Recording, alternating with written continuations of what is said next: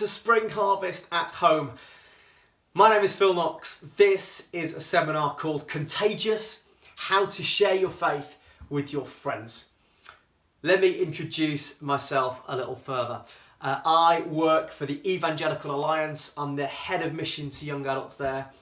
I am part of the leadership of a local church called St Boniface here in Birmingham.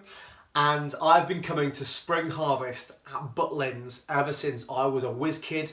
I went to Power Pack, I sang all the songs. As a teenager, Spring Harvest had a profound effect upon me and my youth group. And for the last few years, I've been leading youth venues, speaking, and it is gutting not to be at Butlins this year. But here we are at home, and I really hope God speaks to you through this seminar today. Let's pray that He might do that now. Father, thank you for the contagious hope that you have placed in each of us. I pray that as a result of this time together, we might be more effective in sharing that hope with our friends around us. In Jesus' name, Amen. In 2014, I returned from Abu Dhabi. I was doing some work out there, spending time with people from around the world. And I flew back, and my wife was away ministering for the weekend, and I got a spot of what I thought was man flu. And I did the thing that most 30-something-year-old men would do in that situation, and I called my mum. And my mum came round, found me on the sofa, watching Sky Sports, sweating fluids faster than I was consuming them, and she did what most mums do in that situation, and she panicked. And she called NHS Direct, told them my story, told them I'd been in Abu Dhabi with people from across the world. And they did what the NHS do in that scenario, and they went into absolute overdrive. And I was whisked from doctor's surgery to hospital. I was put behind a door, and this is what my hospital door looked like. People were wearing masks. I felt like the victim of an apocalyptic disaster movie. And I was contained by people who understood the power of contagiousness, which is a common theme in our world at the moment. And I want to begin this seminar by saying that we have in our heart and in our hands the most contagious message of hope the world has ever known. And I want to begin by asking, why doesn't this contagious message of the gospel spread to those around us? Before we get on to that, if you're worried about me, I didn't have anything too significant, although my claim to fame is that I was tested for Ebola, and the BBC News later reported that year that I was the only man up until that point in the country to have been tested as such, which is my claim to fame in this moment.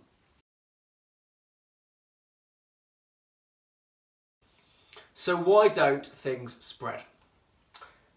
Firstly, maybe we haven't got enough connections. I've met a few people during my life who've said to me, "You're the first proper Christian we've met." Maybe we could all do better at having friends who aren't Christians yet. Secondly, maybe we're not close enough to those connections.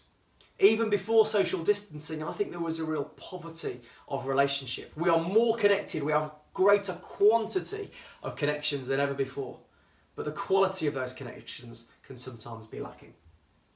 Thirdly, there can be a bit of inoculation, by which I mean there are lots of people who have a deep suspicion of Christians and have things that have happened to them maybe in their life that have put them off faith and Jesus and church.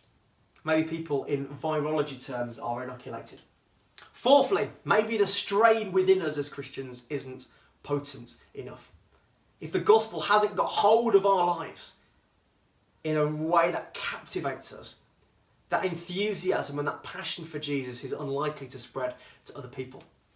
And finally, and this is where the contagious virus analogy falls short, maybe we're not ready to share. And with a few of these, there's not much we can do about them, potentially. But for this one, I believe we can all be ready to share our faith with those around us. And that is what this seminar is all about.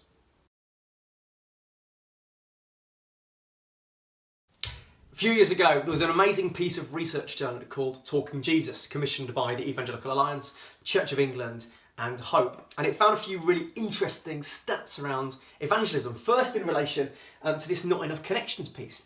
It found that 67% of all UK people knew someone who was a practicing Christian. That's quite encouraging. 2/3 know someone who follows Jesus.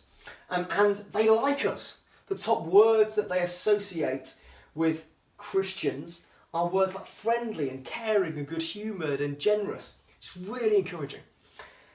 And then the final piece, which is fascinating and I really want to encourage you with as we go into this seminar, is that most practicing Christians credit their friends with introducing them to Jesus. I think we often have this perception of evangelism, that it's done from a stage, that it's the church leader's job, that somehow the professionals have to get involved. And yet most Christians say that the person who was most significant in their journey was their friend. Now that means that if your friends are going to come to know Jesus who don't know Jesus yet, it's most likely going to be through you. And I want to urge you with all that I am to do everything you can to help them make the most important decision of their lives. And that is what this seminar is about. But I don't want to scare you. I know that the word evangelism can be scary, and what I want to hopefully communicate is that helping people meet Jesus, sharing our faith, can be really natural, relational, and relevant to our context and our friendships. So, the first thing I want to talk about is words. Words are powerful. If you want proof, the fact that words are powerful, then the world was literally spoken into being.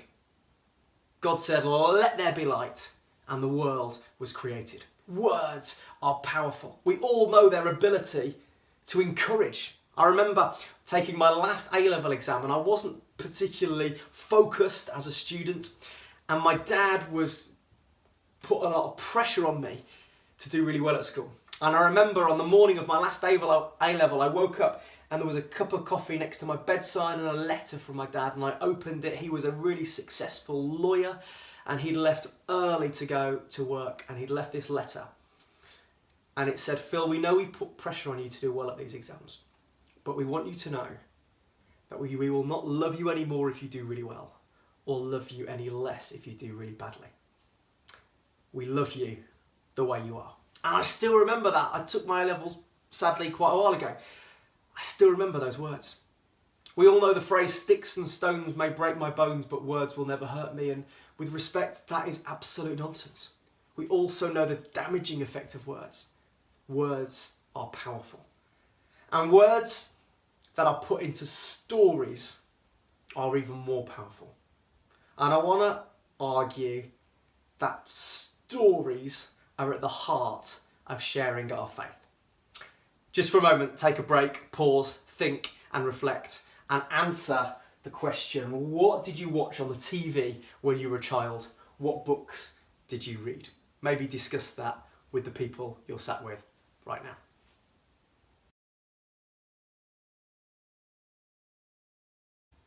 Now, I vividly remember the stories of my childhood. I remember the cartoons I watched. I remember the books I read, Enid Blyton being read under the duvet with the telltale glow coming out, just one more chapter. And we remember the stories of our childhood for a really good reason, because our brain does something to help us remember them. When we hear stories, our brains produce incredible and amazing chemicals. They produce cortisol, which makes us pay attention and kind of locks us in. They produce oxytocin, which is known as the cuddle chemical. It's the same chemical that bonds babies and mothers. That's why we care so much what happens to people in stories, why we root for the hero to such an extent. And our brains produce dopamine, which is a feel-good chemical, which is why when we turn that last page of the novel or when the credits roll, it feels so good. And what's even more fascinating is that they have scanned the brains of people when they're hearing stories and when they're telling stories. And they have found that exactly the same chemical patterns are released in those telling stories and hearing stories. What happens is that we literally kind of sync our brain to the other person's. Stories are so powerful. It's like Jesus knew what he was doing when he used stories to communicate the most profound messages and truths of the universe. But also, stories are found all over our culture. Did you know that for Nike, their chief executives, each of them has a full-time storyteller assigned to them to help them tell the story better of the brand? That we see across Snapchat and Facebook and Instagram, we're not just asked to capture a moment in time, but to capture a story. Stories are timeless, but in today's culture, they're maybe even more timely. And stories are at the heart of sharing faith. And I want to share with you 3 stories that will help you communicate the Christian faith to those around you. And the first of those stories is that God has a story. The bestseller of all time is God's story. And as followers of Jesus, we need to know it really well.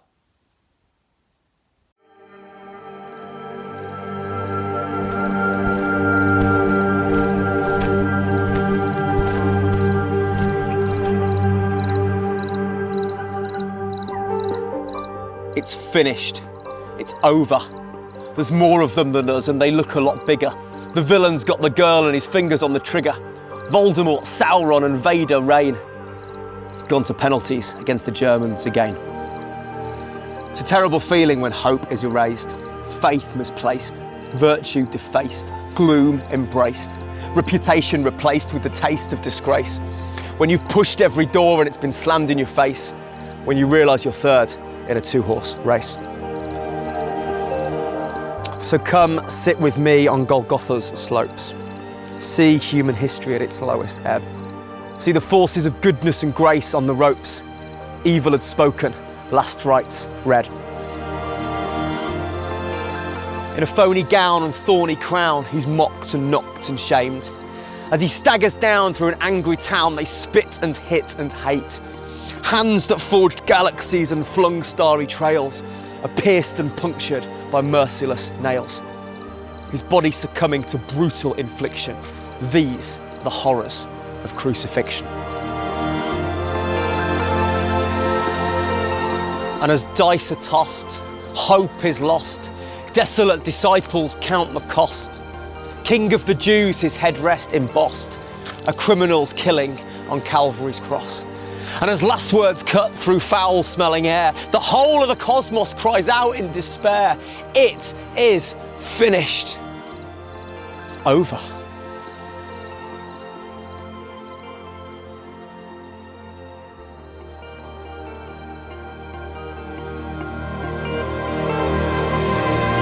But then dawn breaks on Easter Day. Darkness quakes as shadows give way to the light. See, resurrection's the plan, it's why God sent him. And the comeback's on, there's a change of momentum. The powers of damnation in previous jubilation have been hushed and crushed by the Lord of creation. See, he takes the hit, stands where we should have stood, and that's why we call Friday good. And he's back with life and with us and blessed, and that's why we can know it as Sunday best. So to the 4-0 down, to the backs against the wall, listen to his rallying resurgent call. And to those up against it in brokenness and pain, Easter's story roars, we go again. So thine be the glory, death's lost its sting. Here's to Jesus, the comeback King.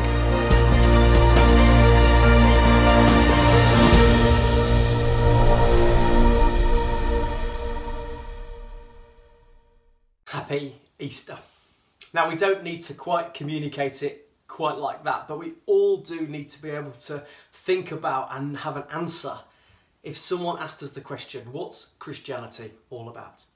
For many years, I've found this simple framework really helpful, that God loves us, that we've messed up, that Jesus died for us, and that we all have a choice to make about what we might do with that. Think about what that might look like for you. Another really helpful framework I find is the story of the prodigal son. I think when Jesus came to communicate his heart and the Father's heart to a culture that was lost. He told the story of the lost son who squanders everything, comes to his senses, and comes home and finds the father waiting. I want to encourage you in this moment to think about, maybe discuss if you're watching this in a group.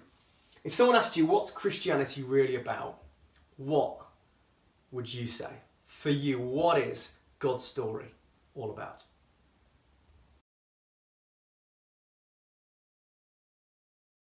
How did you find that? I want to give you some homework today.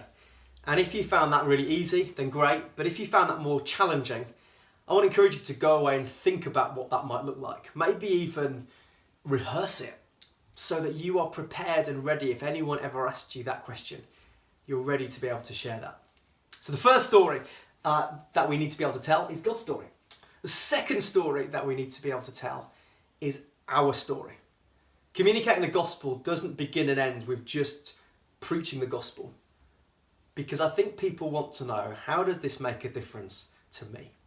And the best way you can communicate that is by telling your story. One of my favourite verses in the whole Bible is 1 Peter 3:15, that says, always be prepared to give an answer to anyone who asks you to give a reason for the hope that you have.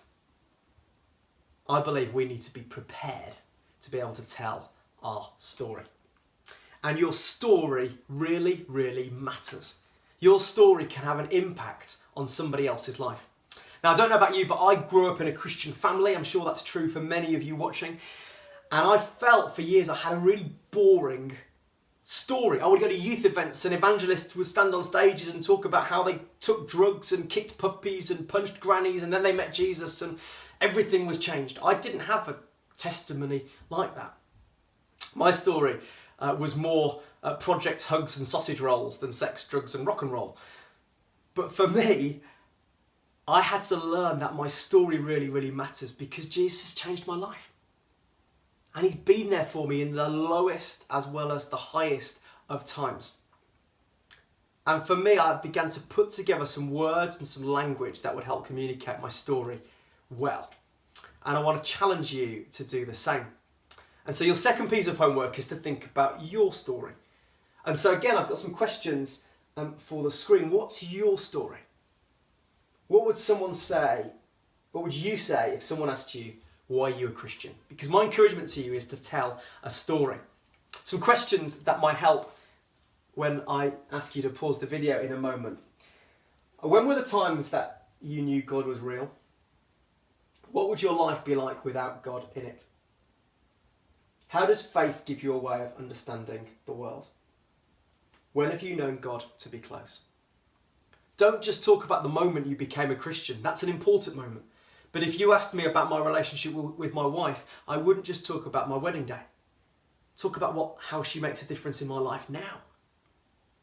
Think about the language that you might use and the words you might describe your relationship with. Think about these kind of words: purpose, acceptance, wholeness, identity, love, family, freedom, forgiveness, meaning. I want to encourage you to take a moment then to think about, if someone said, why are you a Christian? What would you say? Take a bit of time to write it out. Take as long as you need. That's the beauty of a Spring Harvest seminar at home. Pause the video. Take a look. Write some stuff down and ask God to share with you what he's done and how you would communicate that really well to one of your friends.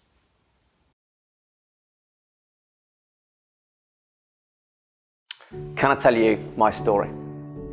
I grew up in an amazing Christian home with two wonderful Christian parents. But I made a decision for myself when I was 6 years old. I was even more excitable then than I am now. And someone told me that I needed forgiving, that I could know Jesus as my friend, and that I could go to heaven when I died, and that he loved me, and that he died and rose again for me.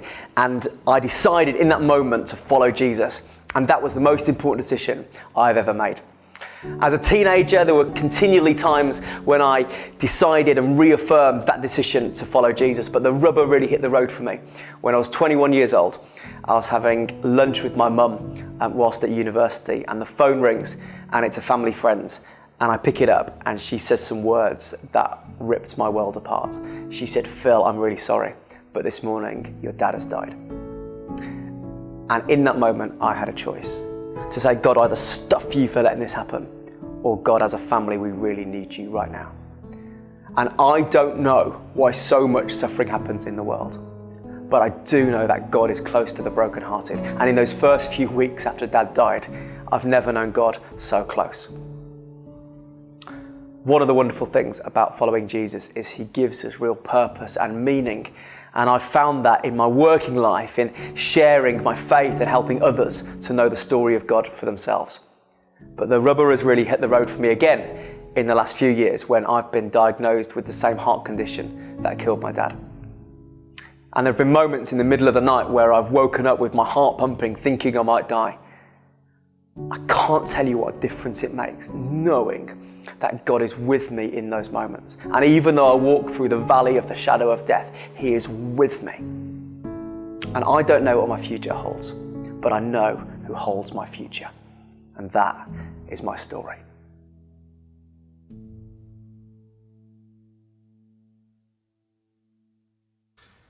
Three further things about your story. First of all, it's both a defensive and an offensive weapon. It's both reactive. If someone says to you, "Why are you a Christian?" my encouragement to you is to tell your story.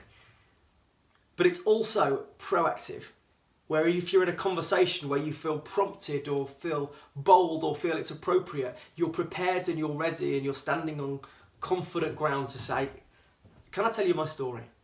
Can I tell you why I'm a Christian?" Second thing about your story I've found is that vulnerability is the key to unlocking depth of friendship. So many of my friendships have been kind of superficial, just talking about football and current affairs, and then suddenly there's a moment of vulnerability that unlocks a deeper level of friendship. And it's been said that vulnerability feels like weakness, but looks like raw courage. When we are vulnerable, it feels like we're opening ourselves up and it feels weak. But to the other person, it looks courageous. And thirdly, telling your story is a wonderful way of communicating faith in our day and age, which is so experiential. People want to know how faith makes a difference. It's not necessarily always about convincing people with apologetic truths. For some, that will be important. But everybody wants to know, what difference does faith make in our lives? So go ahead, be prepared, and be ready to share your story. But evangelism, sharing our faith, is not just about talking, it's about listening too. There's a third story I want to introduce you to, and that is the other person's story. God is already at work in our friends' lives before we arrive on the scene. And I find that so encouraging. I find it encouraging to think that in Jesus' ministry it was exactly the same. John 5:19, Jesus says, "I only do what I see the Father doing." Our job as someone who's sharing our faith with our friends is to see where God is already at work and to join in. And we only get to do that by listening well and asking great questions.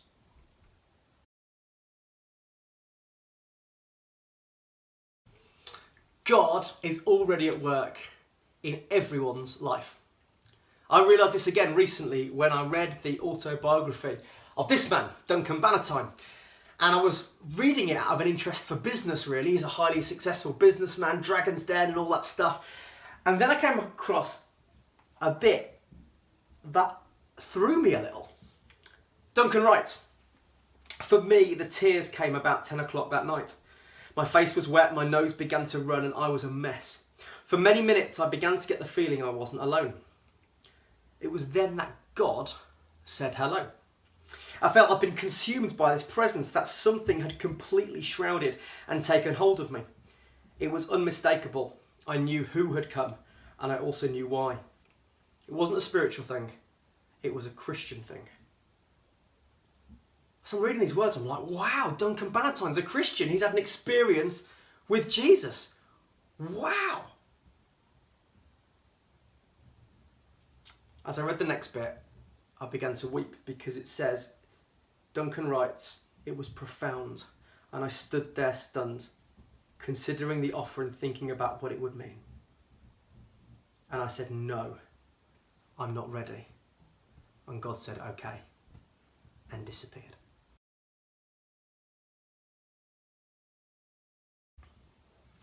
A huge part of the art of sharing our faith is listening really well, asking great questions, finding where God's already at work, and using that to draw parallels between the other person's story, our friend's story, and God's story, and our own story. Let me introduce you to some people as examples. This is my wife Danny and our little boy Caleb. And for Danny, she didn't grow up in a Christian home. She grew up as a teenager, and none of her family went to church. And her dad kind of walked out on the family when she was little. And so for Danny, growing up, she felt this kind of father-shaped hole in her life, especially as a teenager. And so when her dad walked out, her mum was invited to church by her mum's friend. Her sister was invited to church by her friend. And Danny was kind of dragged along for the ride. And at the same time, her brother was at university and he became a Christian. And so Danny kind of got swept along, gave her life to Jesus. But still, as so many teenage girls struggle, had real issues around her self-identity and self-esteem. And for her, she would say that a huge part of her story is that she read the Bible from cover to cover and discovered in the pages a father who loved her. And so for us, what does it look like if we were Danny's friend? What does it look like to communicate to her that God is a dad who won't let her down? Maybe for her, that would have been the connection point with her coming to faith. This is my best mate, Ads. We met in like year 9 at school, and we became really, really good friends. He was not a Christian. His dad was in and out of prison. His whole family were kind of anti-God. Some of them believed that Jesus was an astronaut, and the reasons that churches have spires is they're rockets trying to get back up to God. And Ads is the most fun person in the world to be around. He is an absolute riot. And as a teenager, we had just the best time together. But this desire for fun led Ads to get into a bit of trouble and take drugs and go down a few challenging paths. And which also then led him to become a bit guilty for the things he was doing wrong. And then when we were 21, we were sat in a car together having another conversation about faith. I've been praying for Ads for about 8 years. And he turned to me and he said, "Philly, you telling me you don't feel guilty for anything you've ever done wrong?" And I said, no. And this key message of forgiveness and the fact that God comes and he might give us life in all its fullness were the kind of messages that I talked about with Ads, because I knew he felt guilty for the things he'd done wrong, but also was pursuing life in all its fullness. Shortly after that conversation, Adam became a Christian and still follows Jesus today. I was connecting the dots. I didn't do it very well all the time, but that's part of his story. Finally, this is Tim and Clara, and they are part of our church family, and they came to Alpha a few years ago. And from the moment I met these guys, the theme that ran through for them and their story was around family. There was a real family thread. They talked lots about their family, and it felt like they were looking for family.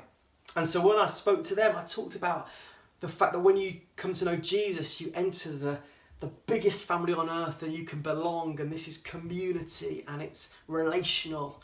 Come and be part of the family. At the end of the Alpha course, they became Christians, and this is them on their wedding day a matter of months later. And on that day, around half the people in the church were from the church family who they didn't really even know a year ago. Why? Because they encountered family. And the best man that day was my mate Ads, who was co-leading the Alpha course with me. We need to be faith sharers who find connection points between other people's stories and God's story, and just invite him to join the dots. but also choose our words and choose how we tell God's story and our story in relation to what God is already doing. Sharing our faith is about bringing these three stories together. I wasn't great at maths, but I know this is a Venn diagram. And the better we are at sharing our faith, the better we are at bringing these stories, these three stories, together. And we could talk for hours about the kind of connection points between these, but I want to encourage you to think about three connection points in particular. And the first is, what is the connection between God's story and our story? What happens in the intersection here? Well, this is about us being as close as we can to God. The closer we are to God, the more that others will see God in us when they see us. And this is about knowing the story, throwing ourselves into the story of God, knowing the Holy Spirit filling us. When we look at the Unleashed Acts church, we see a church that was rooted in the story, but also rooted in the Spirit. We're people who need to throw ourselves into the story. Let me illustrate this by talking to you about something that's terrible that's happened in the last few years. My son watches kids' TV, and they've done something terrible to Peter Rabbit. I used to read the Beatrix Potter books as a little boy, and to my horror, I've discovered that a computer has vomited all over Peter Rabbit, and this is what he looks like now. Who knew? My son Caleb was well into Peter Rabbit a few years ago, which was brilliant for getting him to eat vegetables. But you'd go up to his room and he'd be bouncing around and saying to me, "I'm Benjamin Bunny and Mummy's Lily," and he was completely obsessed. One morning we dropped him off at nursery and he gets out the car, and this is absolutely true, he starts bouncing on his way to the car, and I was like, "Caleb, what are you doing? You need to stop bouncing and start walking." But he says, "I'm Peter Rabbit." The truth is that the more we throw ourselves into the story of God, the more like the author we become. We are people who need to know the story, get close to the story, get to know the author as best we can. Let the Holy Spirit fill us. Let our story become close to God's story so that people see Jesus in us. Second thing we need to do is think about the way our story intersects with other people's stories. And this is about just becoming a brilliant friend. Charles Spurgeon said, "Carve your name not on marble, but on people's hearts." Think about how you can be a great friend, how you can grow relationship, how you can be there for them in the difficult times. As Christians, we should be the best friends in the universe. Jesus said, "By this all people will know that you're my disciples, the way you love one another." We have the relational God who lives inside us. As Christians, we should be the best friends in the world. Let's throw ourselves into a relationship. Let's draw these circles closer together, because the closer we are to other people, the more they will see our intersection with God's story. And finally, what's the intersection between their story and God's story? Now, in many ways, our story's over here, so we don't have much of an impact here. But I believe this is about prayer. I don't understand it, but yet the more I pray for people to become Christians, the more God does in that area. The great theologian D.L. Moody had a list of 100 people he prayed for during his lifetime to come to faith. During his life, 96 of them came to faith. Isn't that amazing? What's wonderful is the final 4 became Christians at his funeral. Now, I'm not as popular, nor do I have as much time, it seems, as D.L. Moody.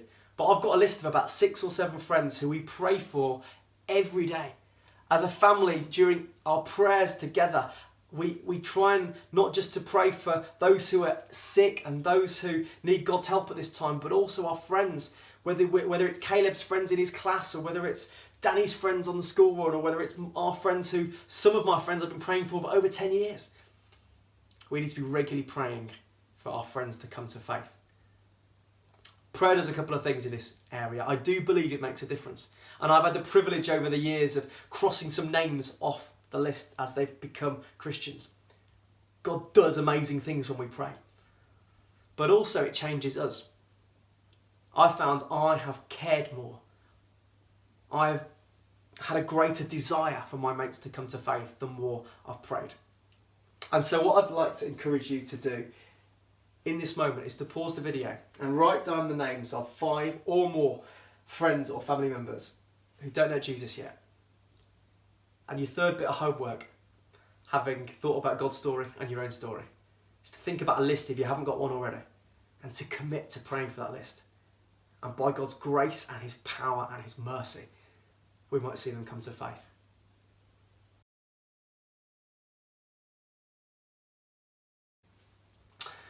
So many of the ideas we've been looking at in this session are distilled and expanded in this book, Storybearer. It is 2 weeks old, and I would love you to take a look. You can visit storybearer.com and take a deeper look and watch this video to share a little bit more about Storybearer. My name is Phil Knox. I am the author of Storybearer, and I've always been massively passionate about stories and relationships. And this is a book about the beautiful and powerful dynamic between them. And I want to give you 5 reasons why you should read this book and 5 things it will do and inspire in you. First, this book will help you understand the power of story, help you understand why we need them and the hope that they inspire in us. Second, Storybearer will help you unpack the story, the greatest story of all time, that of the gospel, the good news about Jesus. Third, Storybearer will help you tell your own story. One of my favourite Bible verses says, always be prepared to give an answer to anyone who asks you to give a reason for the hope that you have. Storybearer will help you tell your story and answer the question why you are a Christian to someone who's never heard that before. Fourth, in the age where there is so much poverty of friendship, Storybearer will help you be the best friend that you can be.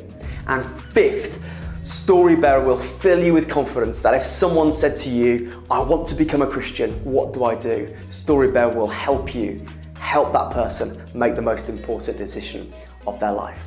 So please check it out, read it, let me know what you think, and together let's discover the power of stories and relationships.